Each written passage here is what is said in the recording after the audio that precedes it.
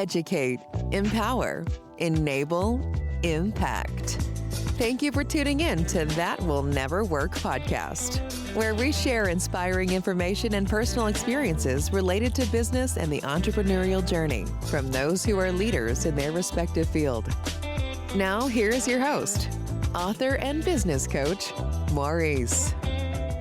Thank you very much for tuning in today. Hopefully we don't laugh throughout this whole show today, but I have an individual who is an over 50 automotive enthusiast and race car driver that started in this industry at an age where many female contemporaries were caught saying things like, "Oh, you can't do that." But most people doing what I do, what she does, are starting this adventure in their 30s. She is a unicorn with a different outlook that have discovered a vast world of something that most of us don't do. We don't touch. We're scared to say, hey, we're going to make this happen, whatever it is. And even though she is into race car driving and things like that, I think what it is the adventure, the idea of living fast, living on the edge, which, again, a lot of us don't like to do. And so I thank you very much for listening to That Will Never Work podcast. I present to you an inspiration to me, and I've only spoken to her for like maybe 30 seconds. Jane, thank you very much for coming on the show. Hey guys, how's it going? It's nice to be here. We finally did it. Finally did it. Our schedules worked out, so I appreciate it, Maurice. Thank you so much. Sure, no problem. So Jane, I mean, again, like I said, we only spoke for 30 minutes because we laughed the last 15 or so. But in that, right, something that you had mentioned in the green room, you said you're about 6'2", right? Yes. So again, let me sit up straight. So is that, again, that unicorn thing. So in a space like that, how does that make you different from what people may consider someone that's average?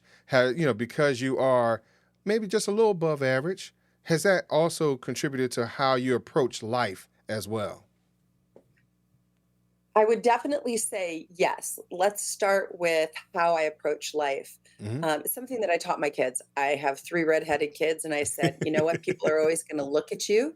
Give them something to look at. Don't give them something to talk about unless it's positive, right? Not that I want them to fit into this kind of path or groove that says you must conform.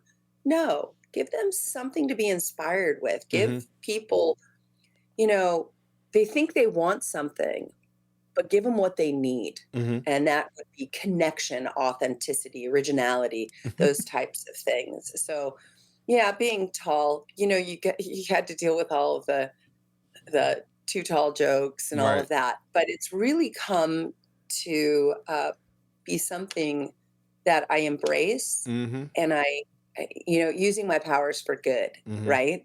If I have superpowers, I'm going to use them for good. So, and I've enjoyed it. I've loved it.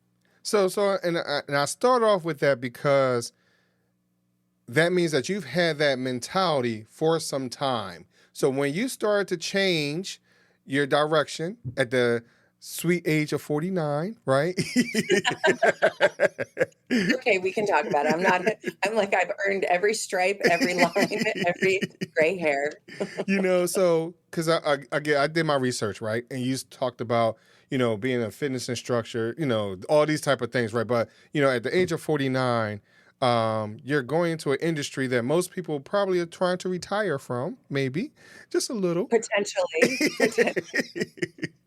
Well, I think that I love that, Maurice, because of the fact that we owned an automotive business. So we kind of fell into this hobby that ultimately I've turned into my 4th iteration of a career during my lifetime. One might say I get bored easily, or that I finally found and continued to search what ultimately I was passionate about. And I think that to that end, it's a late start in this career, right? and to be exposed to this. I had no idea that sliding a car around, I've always done that, but sliding a car around could be turned into something so positive and so powerful Mm. for women my age. Mhm. And the reality is that my kids were nesting out of the home. And Mm. how do I maintain relevance? How do I stay connected? How does mom stay cool? Remember the Kool-Aid commercial? Remember when we were growing up, that Kool-Aid commercial and they had all the kids over? That Mhm. was always my dream. I always wanted to be relevant in my kids' lives, Mm. and selfish reasons, you know? I I I I believe a lot of parents feel the same way I do, Mhm. but I also believe that God gave me a gift of height, Mhm. of ability to be outspoken, and maybe in essence, um, speak for people. If I'm Mhm. thinking this new and original and organic thought, Mhm. I'm really not the first person that thought that or felt that. Mhm. And and if I can speak to these people and if I can share my experiences and it can make an impression on somebody in a Mhm. most inspired way, well, heck, I want to do that. Hmm. I think there's something that you said that is very interesting. You're saying this is the fourth edition of Jane, right? you know, Fourth iteration, that my fourth career move. Yes. And you're but like, what were all of them before? well, but not just that, but just the fact that you had the courage to do that. A lot of us don't want to. We get caught up in the mundane, everyday things. So, what made you be encouraged to say, "Hey, you know what? This edition needs to grow up a little bit more. We need to do something else." So, For me, um, and this is very personal. I was diagnosed with depression, anxiety, mm-hmm, and depression, mm, long, long time ago, and I found that creative outlets um, helped, mm, and I couldn't stay in a place where I got too bored too quickly. So I would last 10, mm, 15 years, mostly 10, and move into another opportunity. mm-hmm, So the key for me was I couldn't sit still, right? mm, Maybe it's ADHD combined with a little manic depressive kind mm, of behavior. And I think that having an opportunity to express that, I just choose to express that through my different careers, and then I get bored. I haven't gotten bored of motorsports yet because it's always engaging and always exciting, and podcasting and mm-hmm, interviewing other people like mm-hmm, you and being on the other side of the desk. mm-hmm, Um, it's it's really tapped into what keeps me feeling alive. mm, I don't feel like I fit into a box, and mm-hmm, I'm sure I'm not the only person mm-hmm, that feels that way. And I think when you have a situation where it can really affect your life, whether mm-hmm, it's your health or something, you get to make a decision. It's mm-hmm, a crossroads. And can I kind of stay in this vein or do I grow further? Right? mm, Flower doesn't get to choose whether it mm-hmm, blooms or not, right? right. But maybe this was my kind of way of breaking through the soil and kind Mm-hmm, of coming into full bloom. Um, and I was really, really fortunate. My husband is like, I support you in anything you want to do. And he's also an automotive. He also races. He started racing when he was a mm, teenager, and that's what drew me to him, okay, um, because it was a very exciting lifestyle. right. It just, it just, it happened, and it was amazing. And doing self work, mm-hmm, right? Doing things not unlike what we do as an entrepreneur, mm-hmm, because if I had one thing, I would be a solopreneur, but I'm mm-hmm, definitely an entrepreneur because mm-hmm. in each particular career iteration, I was self employed. And Okay. yes, they all connect. I never knew how they connected Mm. until I got to automotive. Yeah, it Hmm. was very strange, but you know, N- I mean, and I appreciate good. you sharing that because a lot of times we don't understand what's holding us back or why we Yeah. can't, like you said, focus on one thing or another, why we're not happy where we might be. Um, So in that, even though you're saying you've been an entrepreneur and each iteration has been a different one, right? But, and I'm going to throw a little curveball. Do you feel as though that each iteration of yourself has become more and more fun loving to the point where you got to turn your hobby into what you're doing right now? I do. I mean, we talked about my height. I've always been tall. It was Mm, always, it was the generation of let's pick on the tall girl kind of thing. I don't want to use bullying, but certainly when things like when I look back at the story of who I am, mm-hmm, I've I've had to accept a lot of things mm-hmm. and be comfortable with laughing at it. And I call myself very adorkable because I'm just a goofball. And when I started letting that freak flag fly, right? Mm, Guess what? It made everything so much more enjoyable. mm-hmm, And I realized there's something to be gained here for my own well-being, mm-hmm, right? And being true and authentic to myself, which I encourage all of your listeners to do. mm-hmm. And and and be okay with I'm not for everybody. And Mm, that's totally okay. Understanding my circle and how strong my circle is and how hmm, deeply rooted they are and how patient they are, right? hmm. People are patient with you when you're trying to find yourself. So don't be afraid of that. I think that did that answer your question? Oh, it did Or did because the I totally hang left? no, I mean, and I think this is a very important point. You're talking about being accepted. A lot of us want to feel accepted and loved and cared for, but we put on a different type of mask, and a lot of times that we take off one mask to put on another mask to be in another place or space Yeah, or whatever else. You come off, Jane, as if you meet me, my name is Jane, right? yeah. you know, That's so it. That's all so there is to so it. how do you There's get nothing hidden. how do you get to stay in that space? Because a lot of times we try to play to the crowd. So how do you Yeah. allow yourself to stay original to yourself? That's an excellent question, and it's more of an evolution. And I Mm-hmm. think that what's super, super important, especially now with social media, because we get caught in the trap of social media Right. when we're promoting whatever our product is, when we're Mm-hmm. promoting our quote unquote lifestyle, right? Mm.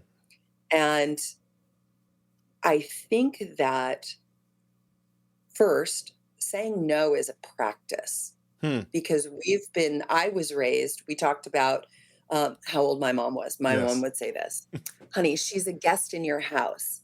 Treat her like a guest in your house. Where on the flip Mm. side, I would say to my youngest son's friends, you're a guest in my house.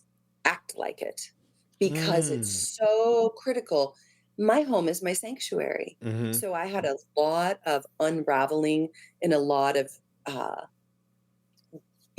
untraining to do. Mm-hmm. And I thought, you know, we're entitled to our own space, Mm-hmm. our own acceptance, Right. right?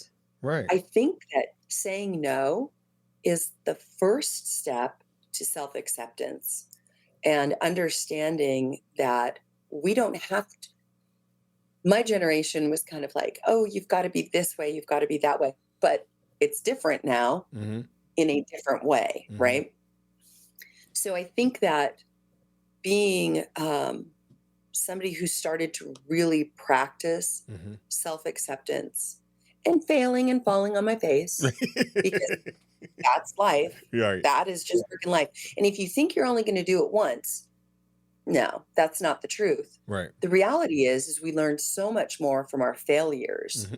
So while I don't consider my first, second, or third career as a failure, I did great Mm-hmm. financially in each of my careers. Had um, achieved pinnacles within each. Was I Mm. fulfilled? No, because I had to act a certain way, and I wasn't quite there yet. Mm-hmm. So it was very empowering reaching that 50 mark, right? And understanding that, oh, I can do this my way Hmm. right? What organically feels good in my gut and paying attention to that. And, at that time, I also started doing yoga so I Okay. could relax Okay. at the staging lights. How did I Wow. ever know that it would turn into so much more about me as a whole person? Yeah. So I think something else, Jane, you keep pulling out these things. It just keeps popping up in my head.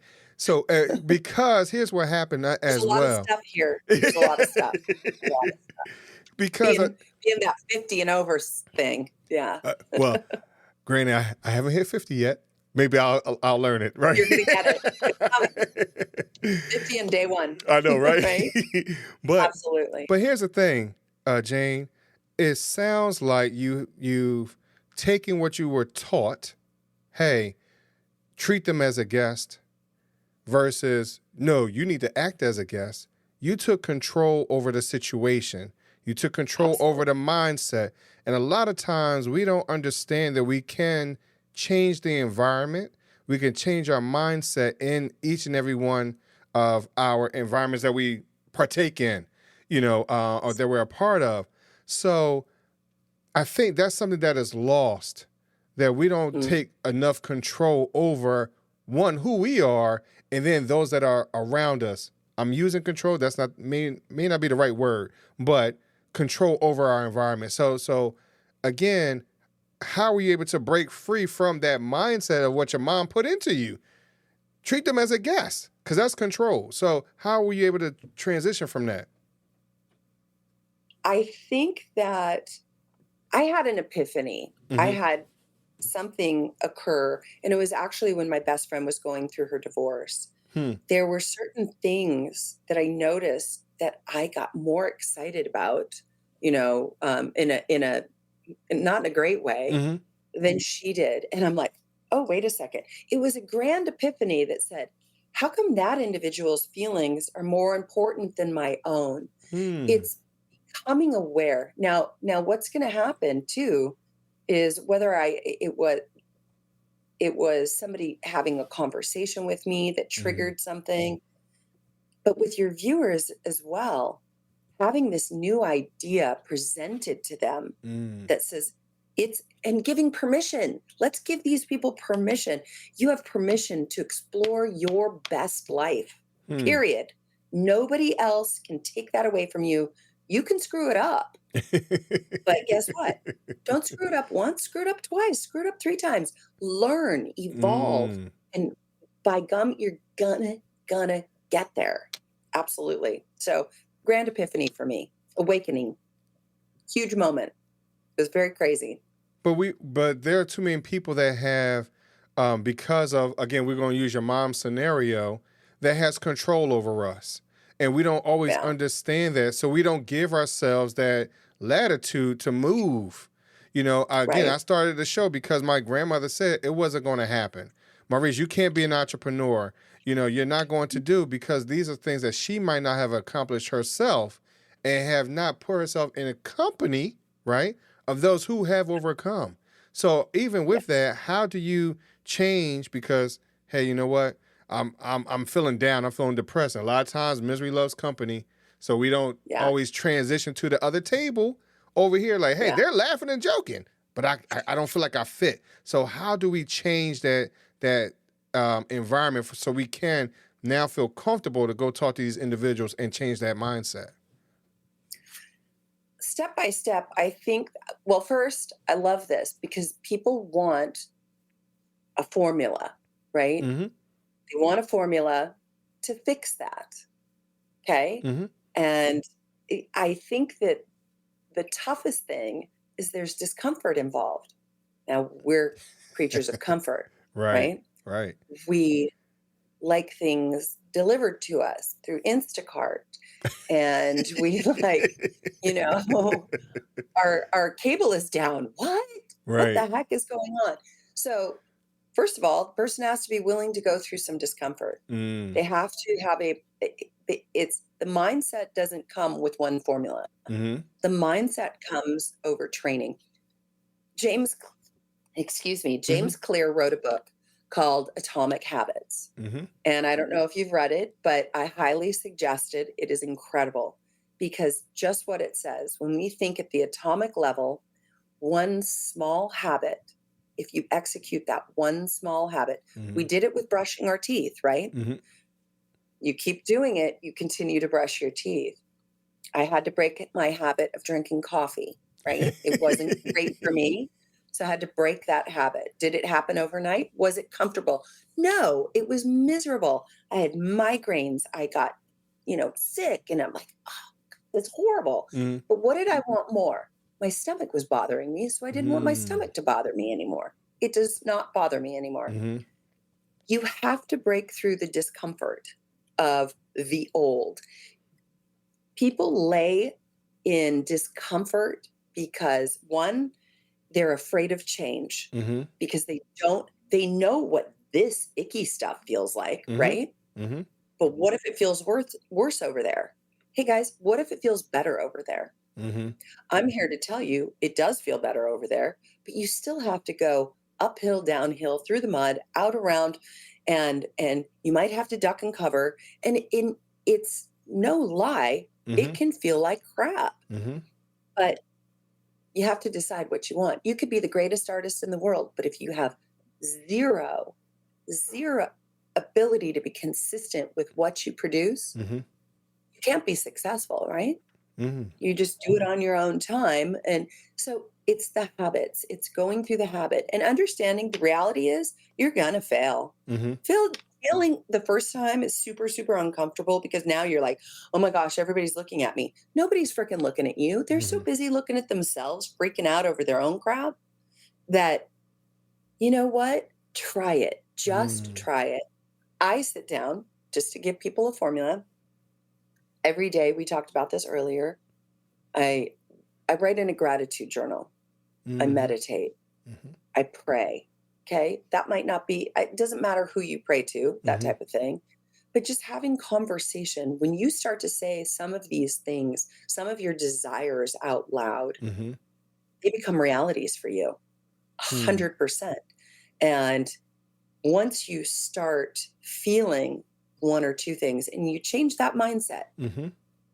holy moly, things start to open up in ways that you never asked for, Mm. but evolve into something that is greater than what you ever anticipated.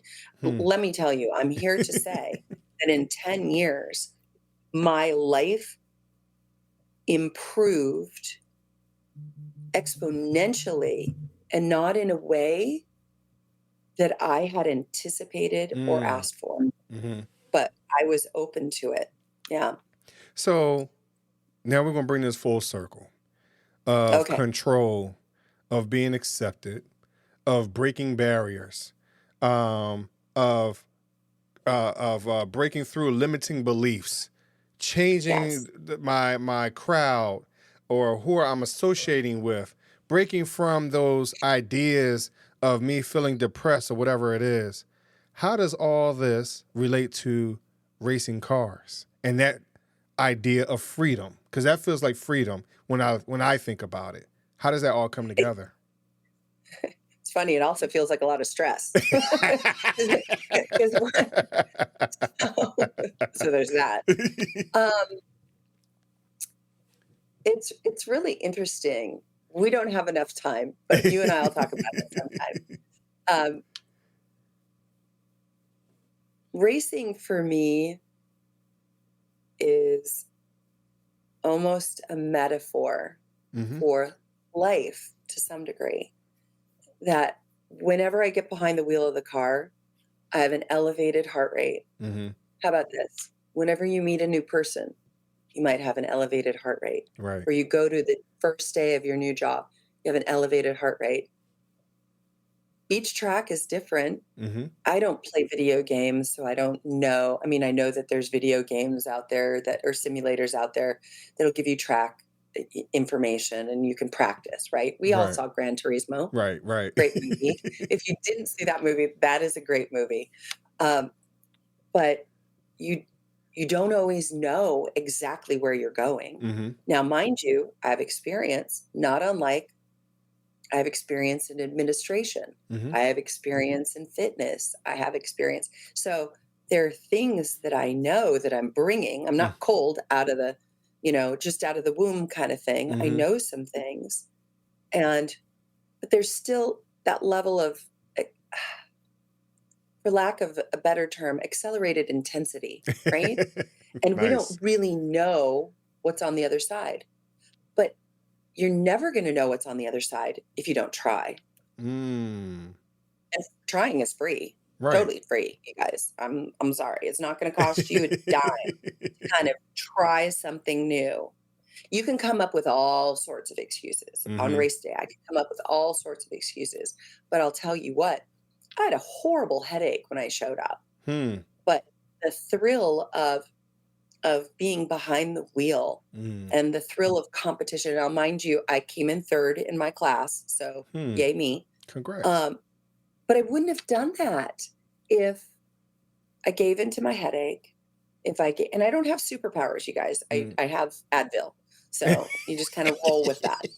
Um, so I could give you my life story, and I remember going to a therapist one time saying, "Gosh," and this is harsh. He's like, "Many people have done much worse and ended Mhm. their life based on your history."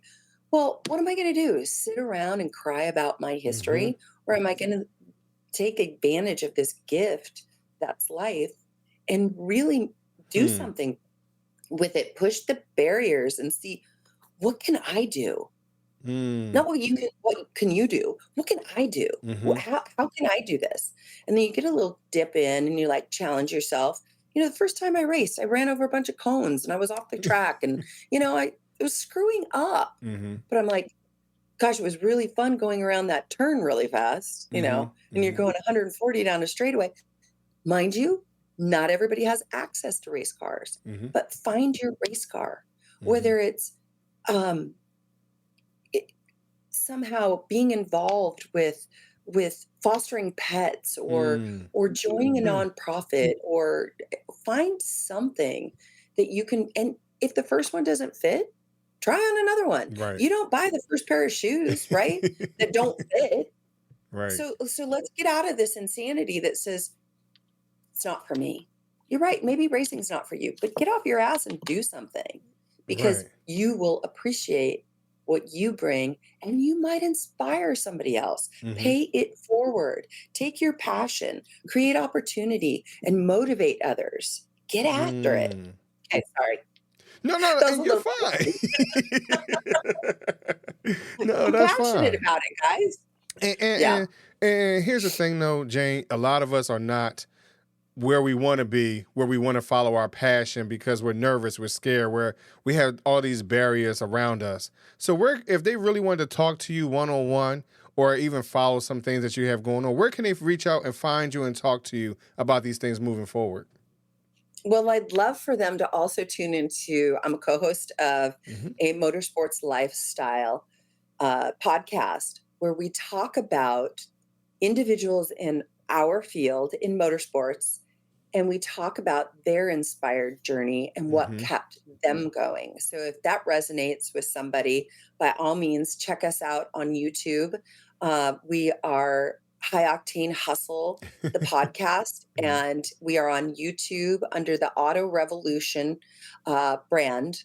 And for me, they can reach out to me at FastlaneJane _ on Instagram, or they can take a look at our website and shoot us a message. We have a chat bot that you can Mhm. just get in at www.highoctanehustle.com. Mhm. And that hustle, folks, that's what we're talking about. Mhm. How you got to hustle to make some of those dreams come true. And all of the people we've talked to, they are icons and legends in our industry, Mhm. but they didn't start that way. Their stories are inspiring. Their stories are emotional, and their stories feel straight from the heart. But the key was they kept after it. They kept trying. Mm. And as an entrepreneur, Mhm. that's what you got to do, right? Most definitely, most definitely. Jane, I thank you very much for coming on the show. Thank you so much for having me. Sure. I'm so glad that we did this. I appreciate you so much. And you guys, thank you for having me. So, but Jane, before I let you go, I gotta ask you the Oh, question. okay, sorry. Okay. So Jane, would you rather Yeah. choose 3 doors or a fork in the road? I'm not a gambler, so I'd take a fork in the road. Okay. I like that. I'd take the fork in the road So, because I mhm, think that I've been doing that all my life. mhm, And if that mhm. doesn't, and the thing about a fork in the road, sometimes it comes back to the main drag so you can pick up and you can Mm. go the other direction. So that's me. Yeah, How about you? What would you do? I do a fork in the road. Okay. And if you would have asked me maybe 6 months ago, it might have been the 3 doors. It all depends on the situation, right? You know. Yeah, it does. Absolutely does. That reminds me of what was that show? Let's Make a Deal with Monty Right, Hall. right. Which one's which one? I'm like, I've seen the donkey too many times I know, right? behind the door. But see, here's the thing. With this question, there are no parameters, right? So Right. so with that, I've had guests that talked about, hey, I want the 3 doors. But with the 3 doors, they envision the doors being glass so they could see through the door. You limit yourself. There, point taken. I like that. I love that. That is a new perspective, something Right. I've never that's You, perfect. you know, because we, again, it's that idea what you talking about earlier, getting beyond limiting our barriers, getting beyond that. So Yeah. sometimes we look at a full wooden door with metal on the outside of it, all these brackets, all these locks. Like So, this. right. Pick something. No, you, I you need know, to see what's going on. right. Yeah. So why not create that environment for I yourself? I love it. You That's know, awesome. you Thank know, you so much. right. So thank you, Jane. I appreciate you coming on. Like you said, I'm glad that we were able to get this scheduled. I know, right? Till next Yes. time. So thank y'all very much for listening to That Will Never Work podcast. Of course, all of Jane's information will be in the show notes. And I will talk to you a little later. Thanks for listening. Find us on social media at Chisholm Group LLC and check back weekly for new episodes. Until next time, that will never work, or will it?